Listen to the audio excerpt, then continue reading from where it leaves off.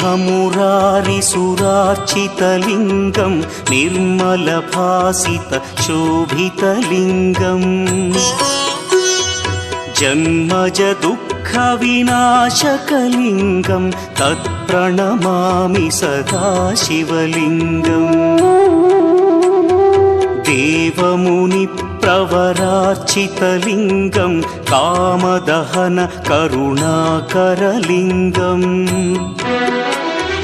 रावणदर्पविनाशकलिङ्गं तत्प्रणमामि सदा शिवलिङ्गम्